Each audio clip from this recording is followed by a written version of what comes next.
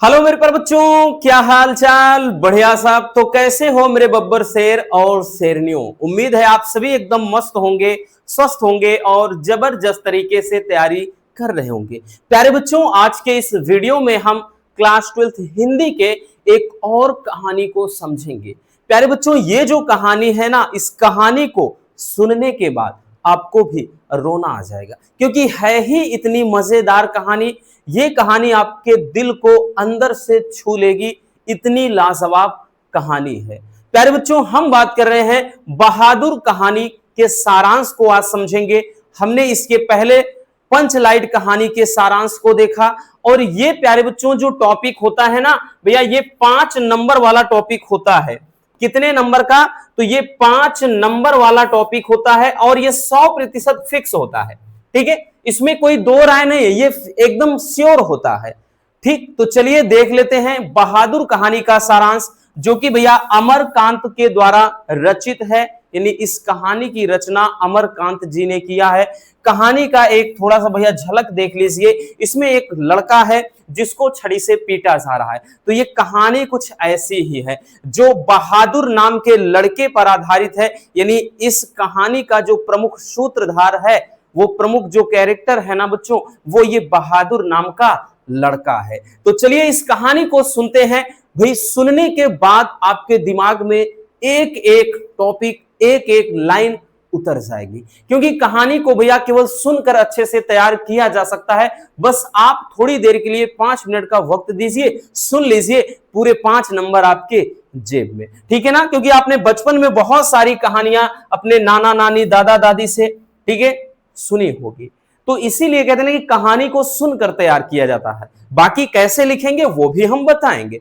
प्यारे बच्चों, सबसे पहले समझ लेते हैं कि इस कहानी के प्रमुख पात्र कौन कौन से हैं। हालांकि आपको एग्जाम में इस तरीके से नहीं लिखना है, आपको डायरेक्टली पूरा सारांश लिखना है, लेकिन यहां से भैया स्टोरी समझ जाते हो तब तो आप चुटकियों में लिखोगे। तो ये कहानी के भैया प्रमुख पात्र में सबसे पहले ये बहादुर नाम का लड़का है, जो एक नेपाली लड़का है। ठीक है भैया, एक नेपाली लड़का है, और पूरी कहानी इसी बच्चे के ऊपर लिखी गई है। और इस कहानी के दूसरे जो है भैया पात्र है, वो लेखक, जो कि अमरकांत खुद है। यानी अमरकांत जी ने इस कहानी में खुद को एक रोल बताया है। इस कहानी में उन्होंने अपने आप को भी रख दिया है, समझिए ऐसा।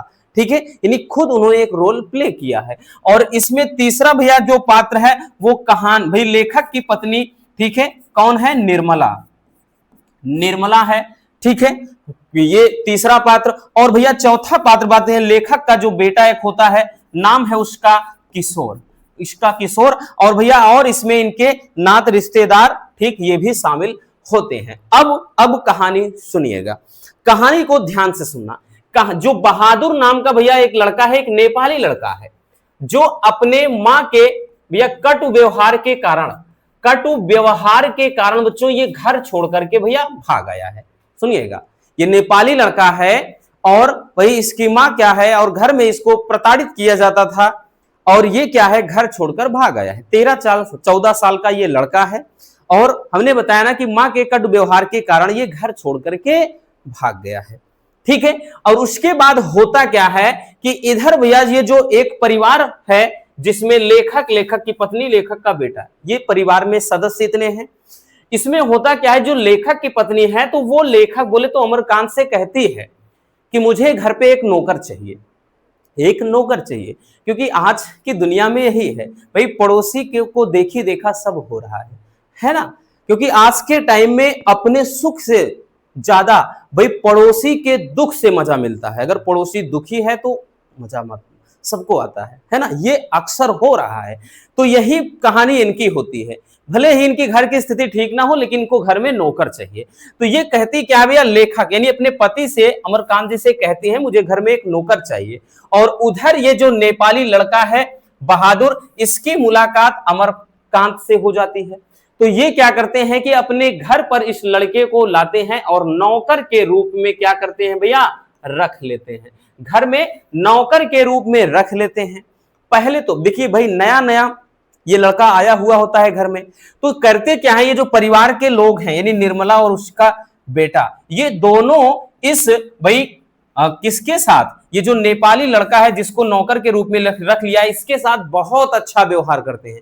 मतलब शुरू में उसे बहुत लाड प्यार देते हैं, डांटते फटकारते नहीं है, बहुत अच्छे से उसके साथ पेश आते हैं। लेकिन धीरे धीरे उनका बिहेवियर बदलने लगता है और धीरे धीरे उसको बात बात पर डांट पड़ती है, फटकार पड़ती है, घर का पूरा काम करता है, उसके बाद भी उसको पीटा जाता है। फिर एक दिन होता क्या है भैया कि इनके घर में कुछ रिश्तेदार आ जाते हैं, ठीक है। फिर होता क्या है कि इन रिश्तेदार में किसी का कुछ पैसा है खो जाता है, किसी का भैया कुछ पैसा खो जाता है। फिर उसके बाद होता यह है कि भाई पूरा का पूरा इस पैसे के चोरी का जो इल्जाम होता है ना, किसके ऊपर जाएगा?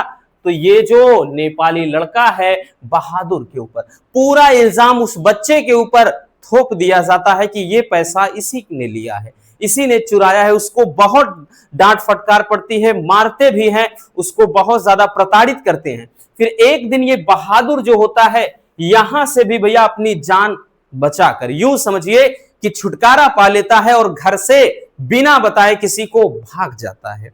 बाद में पैसे वगैरह भी मिल जाते हैं, सबको अपने किए पर बहुत पछतावा होता है, ठीक है, शर्मिंदगी होती है। ये पश्चाताप करते हैं कि हमने गलत किया उसके साथ, लड़का बहुत अच्छा था। फिर से ढूंढते हैं घर पर लाने के लिए, ठीक। लेकिन होता क्या है भैया, क्योंकि सबको बहुत आराम की आदत हो गई थी, सबको भाई कहते हैं ना कि सबको ऐसे बस बैठे बैठे लेटे लेटे खाने की आदत पड़ गई थी, क्योंकि वो तो नौकर के रूप में था, सारा काम करता था, तो भैया ऐसो आराम की इनको क्या है आदत हो गई थी, ठीक है। फिर उसके बाद इन क्या करते हैं, उसको बहुत ढूंढते हैं, लेकिन वो लड़का कहीं नहीं मिलता है, क्योंकि अब वो जा चुका था। तो ये कहानी है ना, समझ में आ गई प्यारे बच्चों? ये कहानी बस यही है। चलिए देखते हैं किस तरीके से लिखना है। अब आप समझिएगा, अब आप चुटकियों में लिखोगे बबुआ, डोंट वरी।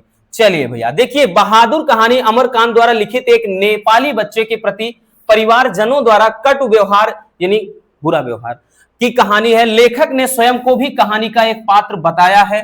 बहादुर एक नेपाली लड़का है, हमने बताया ना, वह अपने मां के कटु व्यवहार के कारण घर छोड़ करके क्या होता है भैया, भाग गया है। लेखक अपनी पत्नी के कहने पर उसे अपने घर पर नौकर रख लेता है, क्योंकि उनको नौकर की जरूरत थी, ठीक है।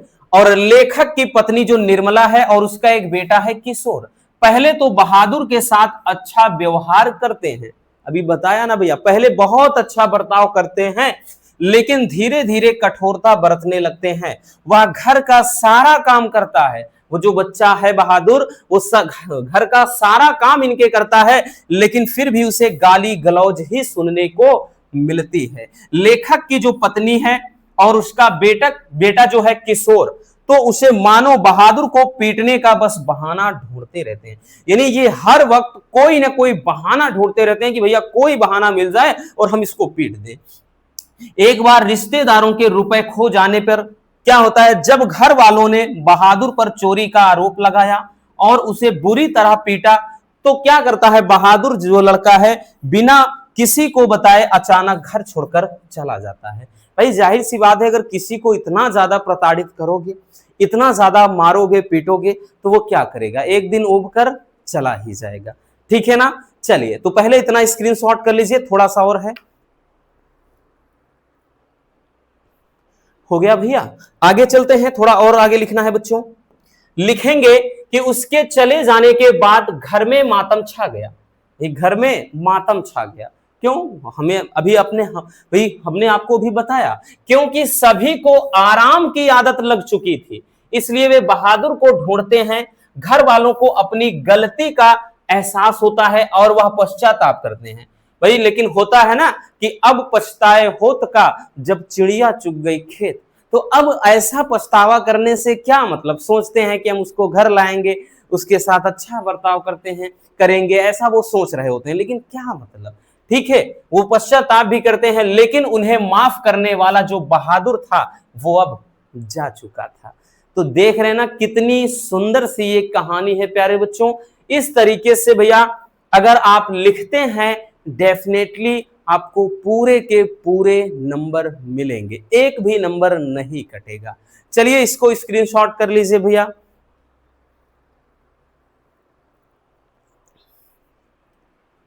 हो गया। तो बस आज के इस वीडियो में इतनी, बस इतना सा देखना है और कुछ भी नहीं, बस ऐसे ही आपको लिखना है। मिलते हैं किसी और शानदार टॉपिक के साथ। अगर वीडियो पसंद आई हो प्यार से लाइक कर देना, और नए हैं तो चैनल को सब्सक्राइब जरूर कर लीजिए ताकि मजेदार टॉपिक आप तक रेगुलर पहुंचते रहें। Love you, bye bye, take care. और हाँ, एक प्यारा सा कमेंट बॉक्स में छोड़ के जाइएगा।